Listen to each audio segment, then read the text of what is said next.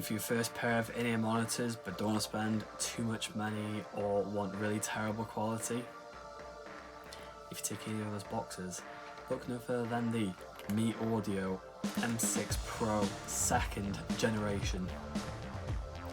Let's take a further look. So, full disclosure, just quickly, this is the second attempt at making a review video for these. I initially made one last year when I first got them, but computer issues led me to losing a lot of stuff.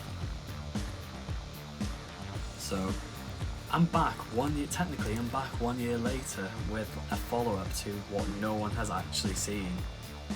So yeah, first things first, it comes in a cool hardshell case. Fucking sound! What more could you want? Alright, review over. I'm joking. Keep watching. Right, so I'll just briefly show you what they look like, and the one I chose personally. And then we'll move on to the next part, like contents of the box, stats and whatnot. So I went for the clear smoke black one. And what's cool about these, say we do in a minute, is if the cable were to break, these actually detach and reattach quite easily, because you can change the cable to a different one, which I'll show you now. So in the case, obviously you go like that, and there's the pouches here for storing stuff. There's the extra wire for those interested, and that, where is it?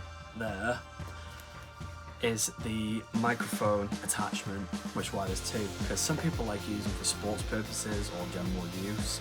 I use mine for predominantly recording covers and whatnot, but that's good today. It comes with a number of changeable tips. Most importantly for some, this is a massive deal breaker. I'm not 100% too sure why, but I haven't quite experienced it yet. There's foamy type tips. Some people like the foam ones. I don't mind the silicone ones personally, but it also comes with a number of different sized tips that you can change to.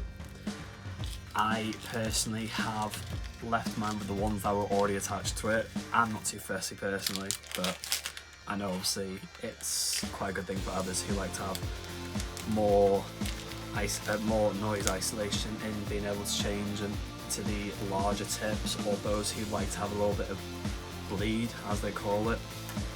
Is bleed the right word in English? Yeah, so you can hear a little bit of excess outside. So, with that said, on to the next nitty-gritty part, part 2! Right, so obviously it's an in-ear monitor, which is the whole purpose of you being in this video, so fair enough. It's got a 1.3 meter detachable cable, which I've already mentioned, really fucking handy, and 1.3 meters is quite long, so it's good that it's got a little bit of excess slack if you to like tuck it into like a transmitter or something like that, or if you just wear it in your pocket if you use it for normal music purposes. They got a water resistance rating of IPX5. No ideas what that means, but someone out there who may watch this might know what that is. They've got dynamic drivers, which is quite good, because I can't quite remember what the exact things are, but dynamic I think is like 2 drivers sort of thing. I know, someone please correct me. So yeah, and with the microphone, for those who are bothered, the microphone spec is it's omnidirectional, so it means it'll pick up sound from all around as opposed to just the microphone in front like on my phone here. So yeah, that's pretty handy. Right, so essentially to wrap up this quick review, my thoughts are, for the money at the time of purchase, I paid $36.99 in pounds. No ideas what that is in other places. Like I said, Mee Audio have not sponsored this video at all. I bought this out of my own pocket because, as mentioned at the start, if you're looking for a beginner set of in-ears but don't want terrible ones, I was told to go for these to try it for myself. So like I said, Mee Audio are not sponsoring this in any way, but Mee Audio, if you're watching this, feel free to hit me up and we can work on something. So, having them for over a year, I sometimes prefer them when recording my guitar covers to wearing a big set of cans. Some people like cans recording. I quite like having these. They're a lot more slick and inconspicuous, as opposed to a big set of things hiding over your head. So, but in terms of outside use, I have worn them a few times for music purposes, connecting them with one of these bad boys because I'm an iPhone wanker. Music quality is good, but I would not lie and say to someone that they're going to be better than like an iPhone iPhone AirPods, thank you, AirPods or Apple EarPods, whichever comes with the phone and whatnot. They're good for the purpose of if you're exercising and not too fussed. It's handy because they go over the ear so they won't fall out. That might be a thing. If you don't really tend to care what the music sounds like too much, as long as they don't fall out. Would I recommend these to anyone? Yes, for a beginner set of in-ears, they are perfect in many ways. The frequency responses are really good.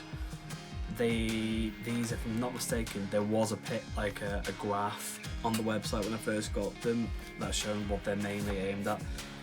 And if I remember correctly, these ones in particular aimed more at guitarists because they're mid-heavy. I could be mistaken, but I do remember vaguely seeing like some graph chart and it shows you which one's which. I'm pretty sure this is aimed at guitarists for mid-heavy responses, as opposed to like bass frequencies or trebly frequencies and whatnot. So, would I recommend them? Yes.